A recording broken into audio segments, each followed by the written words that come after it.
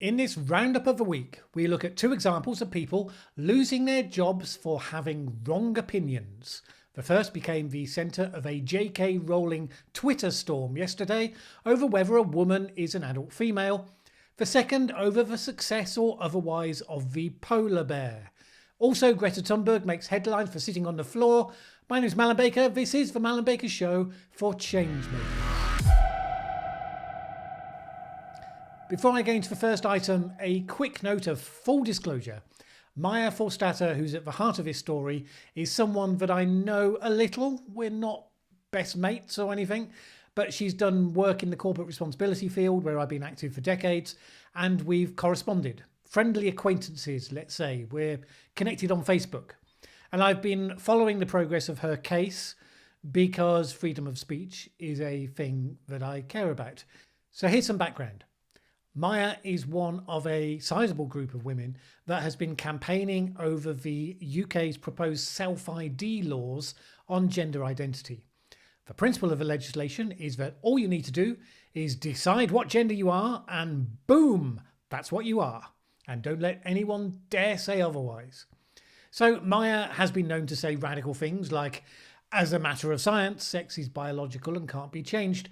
And this is controversial because we now apparently believe that, like some gender-swapping Thanos, we can just snap our fingers and become something different to what we were born. We should be able to discuss such ideas within the scope of being respectful to everyone for who they are. And for many people who are transsexual themselves, that isn't a problem at all. But there exists a highly vigorous and aggressive lobby that doesn't see it that way. And the terror of being labelled a bigot and a transphobe has been enough to stifle a lot of the discussion.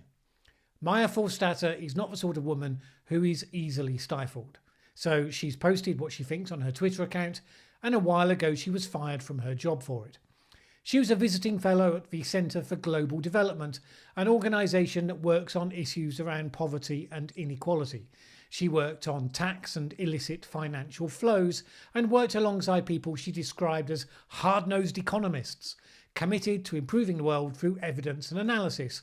Certainly the sort of approach I like to encourage on this channel. Didn't seem to be the sort of organisation that believes in sacred cows. Then she started tweeting from her own account about the definition of woman and the UK's proposal for gender self-ID. The gender self-ID proposals aim to move away from a position where in the UK, to transition from one gender to another, you had to go through a significant process, been committed for a period of time and begun a course of treatment. From that to the position where I could just say to you today, right now, I've decided that I identify as a woman, so thanks, but from now on you have to let me use the women's changing room at the gym. Whatever you actually think about the self-ID proposals isn't really the issue. It's clearly and demonstrably a controversial proposal. So when you have a controversial proposal, you expect to have a debate. And the most solid evidence-based argument should win that debate. Or at least if they don't, you should at least know that they were heard and the decision was made because there were other factors that were considered to be more important. Because this wasn't about whether trans women should be respected or whether they should be treated as second-class citizens, it was about what should be appropriate public policy response be to certain situations. Over a period of time, Maya got into Twitter discussions on the topic where she tweeted things like, "Women are adult human females. It is not about gender identity or gender expression or medical treatment." And why does it matter?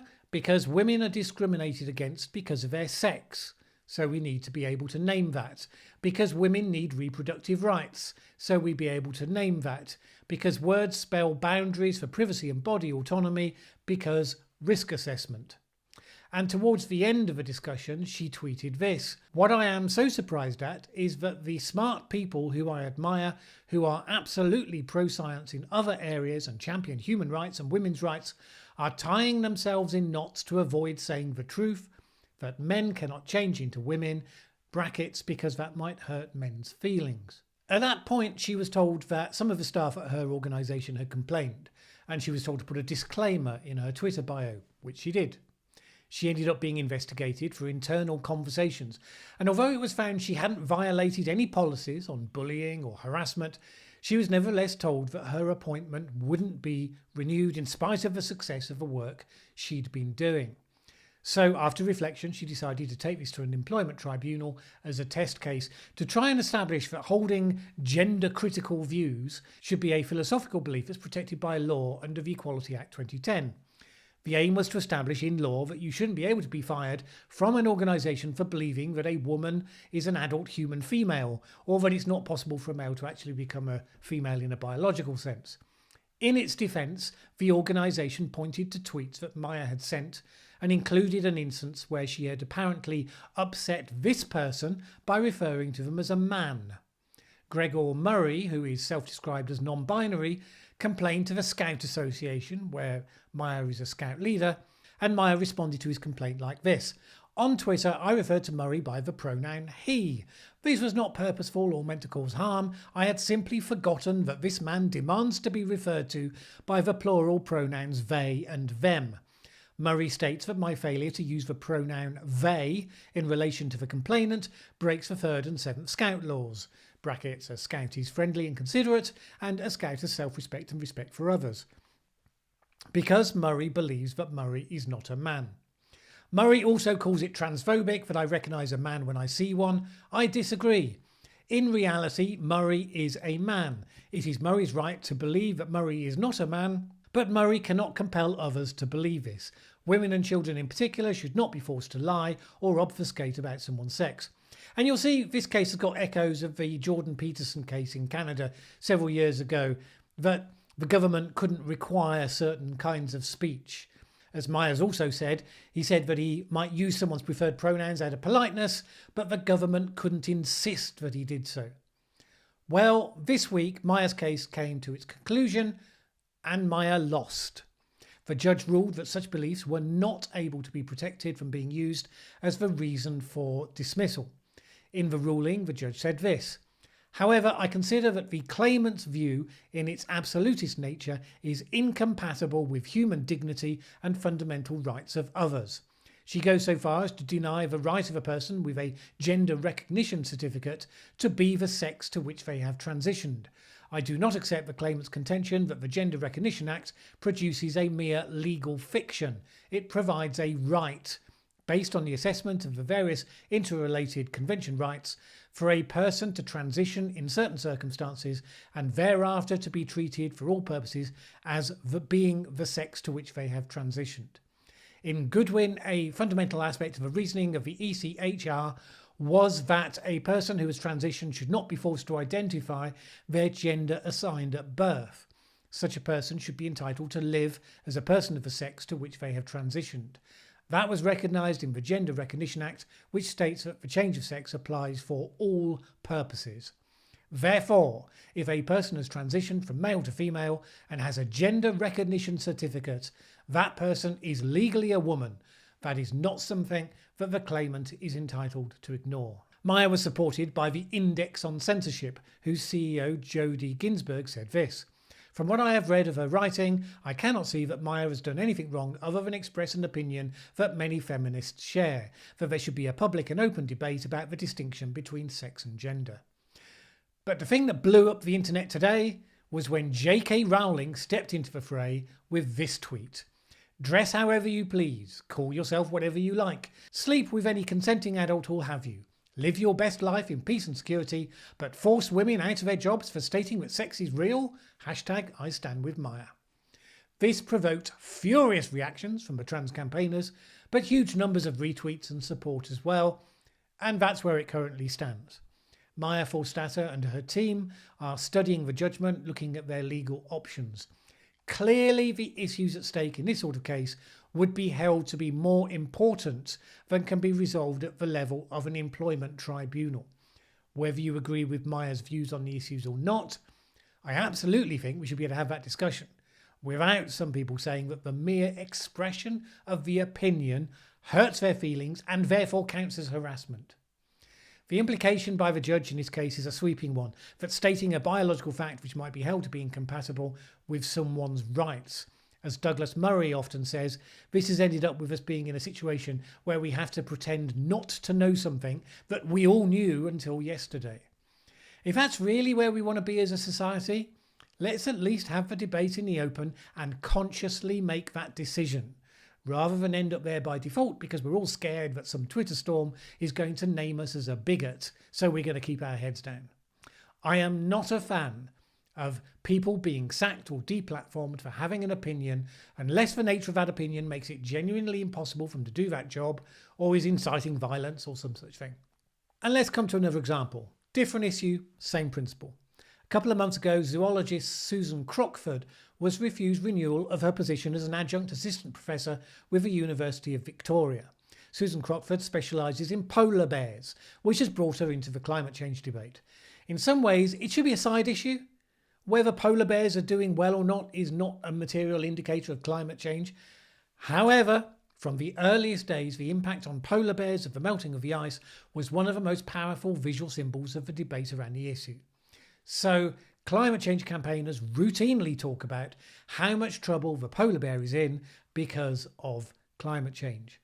Susan Crockford has been the inconvenient spanner in that narrative because she's shown that in actual fact, the bears haven't been doing badly at all. When she was delivering lectures to elementary school students, she said she was astonished to learn that every single teacher believed that only a few hundred or maybe a 1,000 polar bears were left. She said she felt duty-bound as a scientist to point out that the global population is officially estimated to be in the range of 22 to 31,000. Those are the figures from the IUCN Red List, where the bear is listed as vulnerable, the most mild level of threat, based on the expectation of future ice melt affecting the bear's habitat, not based on its current conditions. She said that up until the point where her research began to call out incorrect claims by campaigners, the atmosphere at the university had been very supportive and positive. But it changed in 2017, when her lectures were shut down after complaints were received about her lack of balance. She wasn't notified of the detail of such complaints, so she didn't have any opportunity to defend herself. Now, there's more context which explains why she's seen by some as one of the, quote, climate denier community. Not my words. I don't use that as a label. She wrote an article in fairly polemical terms talking about how polar bears keep thriving even as global warming alarmists keep pretending they're dying, at the same time as publishing a separate paper on the subject. A number of scientists in the field kicked back against this article, suggesting that Crockford was misrepresenting what scientists had said by arguing that changes they predicted for 2050 should already have come to pass. Crockford then refuted their arguments in another post on her own. Crockford is also associated with fairly polemical organisations such as the Heartland Institute, which are definitely in the political space for all of this. But one of the main things that got Crockford called out by certain scientists for running a denier blog was the fact that many of the blogs so labelled referred to some of her posts as their primary material. Crockford scored another victory in recent months, however, when she called out the David Attenborough Netflix special for suggesting that walruses were falling to their deaths over a cliff because of a chain of events resulting from climate change.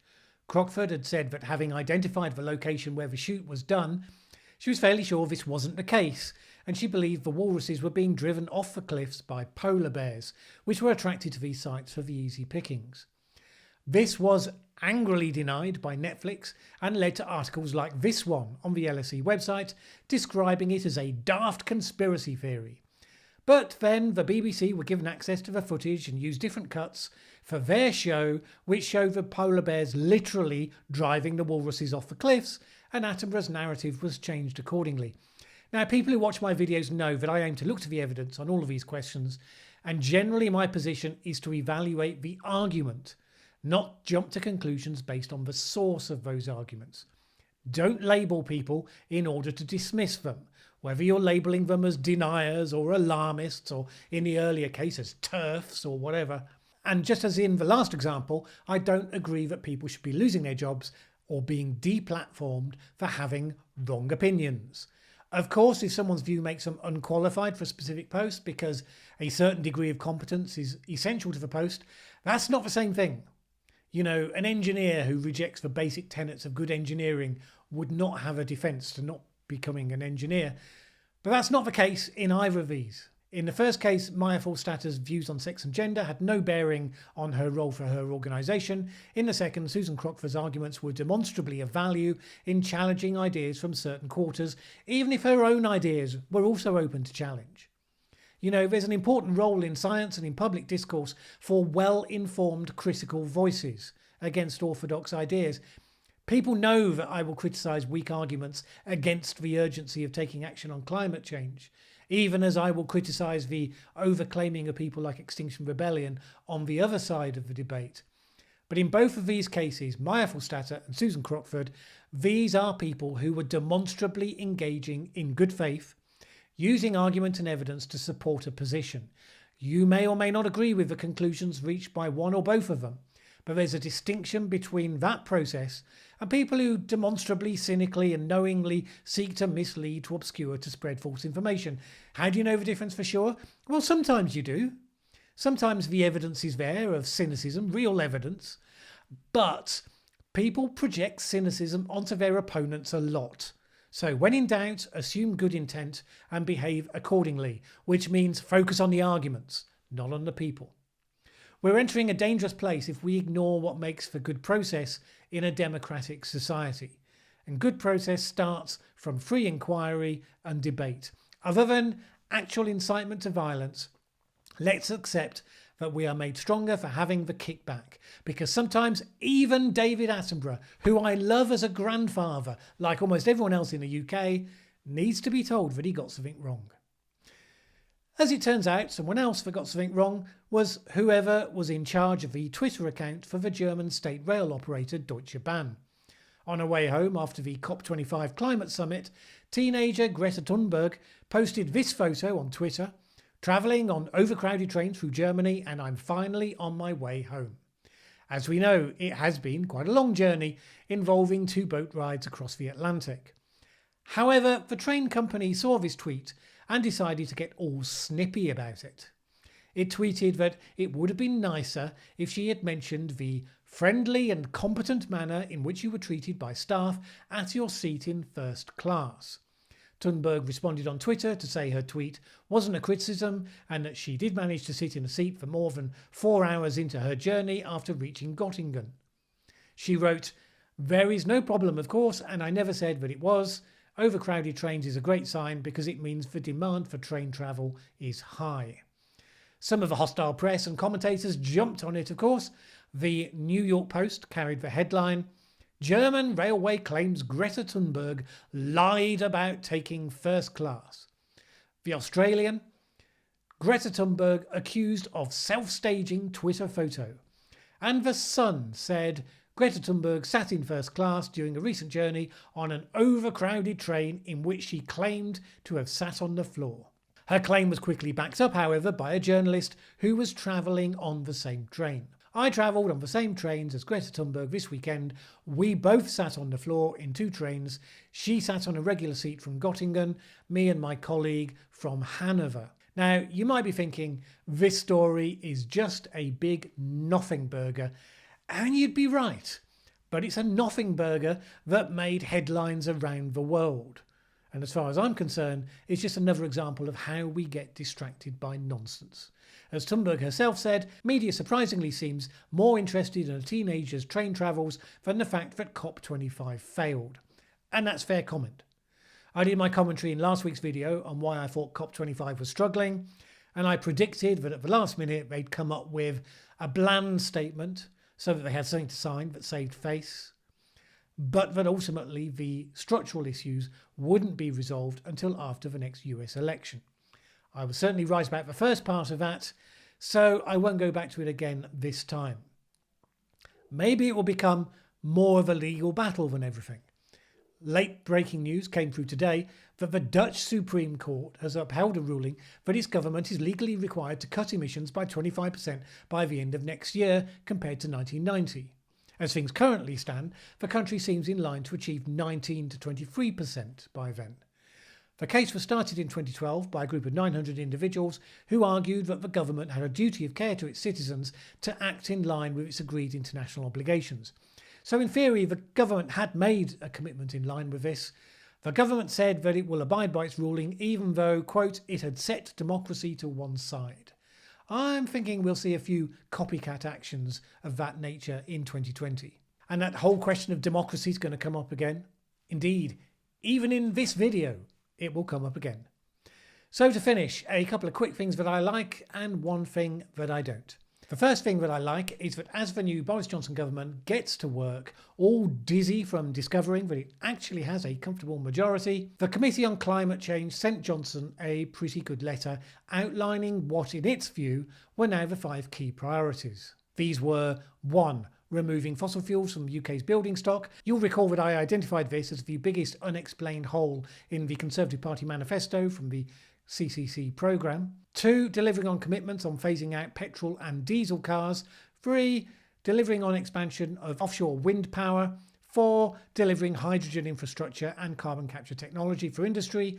And 5. Agriculture changes and tree planting. There's a lot more detail, of course, and many follow-on actions to come, but it's good to have a considered list of the early priorities to be looking out for in the coming months of the new government. Second thing that I liked was just a point of detail in one industry. The shipping industry has announced plans for a $5 billion fund to design zero-emissions vehicles. Shipping, which is rarely talked about by campaigners, creates 3% of global emissions, but it's one of the areas where it should be possible to create a zero-emission infrastructure. I was already aware that one of the largest companies, Maersk, had committed to developing zero-emission vehicles by 2030. And here's another sign of the industry collectively coming to terms with the practical challenges and making moves to address them. The campaigners always say that whatever's proposed is too little, too late. But the proof will be in the results. It's early days, because it's not yet obvious what will be the best technology, how that will all turn out. But regardless of what does or doesn't happen at international conferences like COP25, people are working on solving the problem. And that's something to celebrate. And then the thing that I don't like. Rupert Read of Extinction Rebellion was on a BBC Radio 3 programme this week talking about environmental catastrophe along with 3 other speakers who were all of the same extreme doomerist mindset. No diversity of opinion on this panel. And he was asked quite specifically about the logical conclusion from his statements, which is that he's calling for basically an authoritarian regime. Here's some of what he had to say. Yeah, I think that democracy, if it's going to be fit for purpose, clearly has to be reformed. And in particular, we have to have a facet of our democracy which takes seriously the needs of future generations and the needs of the non-human world. And does that mean less rights for us who are voting now? It means that either we're going to have to be a lot more responsible in the choices that we make, or we're going to need to change our democracy such that the democracy is structured in a way that it builds in rights, if you will, for nature, rights for future generations. And if it doesn't do that, then what will happen is that we will collapse. So a democracy that builds in rights for the environment and rights for future generations, which sounds great, of course. But the implication is these rights are weighed against the rights of people living today. And that's okay, but who decides? Neither of those 2 stakeholders has a voice at the table. So who becomes the determinant of which rights today get curtailed in the name of protecting the rights of people unborn? How easily do we think that becomes a catch-all excuse to impose measures that people today wouldn't vote for? Anyone can claim that the things they want to impose have a grand and noble intent. Chairman Mao claimed noble intent when he brought in the Great Leap Forward and set targets to bring abundance and greatness to the country, which just happened to result in the wholly avoidable starvation of maybe 40 million people in the greatest human-caused catastrophe of our time. So when I'm suggesting that we may have to, I'm putting forward the idea that we might have to restrain democracy, I don't wholly hear you saying no on that. What I'm saying is that what we need is a radical deepening of democracy. This is what Extinction Rebellion is calling for. That sounds like a definitional trick to me. No, it's not a trick. We're saying that it's clear that representative democracy as it stands has failed us. A radical deepening of democracy. And the interviewer's right, of course. It is a definitional trick. Because Rupert means making Parliament subservient to a citizens' assembly, which is a glorified focus group, easily manipulated by whoever chooses the terms of reference and whoever selects the expert input that goes into it. It can be a consultative exercise with some success, which is the examples that he gives, but in no way does it act as an alternative to democracy. Certainly doesn't represent a deepening of anything, except for the trouble we'd be in if we put Rupert Reed in charge on that basis. You know, people sometimes ask me, why do you keep going after XR? Why aren't there more important targets to go after? And the answer is no. There are fundamentally anti-democratic voices being amplified by the movement. And those have to be fought hard. Because even if the vast majority in the movement are nice old hippies who would never support the implications of where this takes you, it's not them that you have to worry about once you legitimise the arguments that because of impending crisis, we have to abandon democracy. Not many are seeing it yet. So for now, yes, I'll be banging on about it when it seems relevant to do so. Anyway, something to look forward to. But that's it for this week. My name's Mallen Baker. This is The Mallen Baker Show.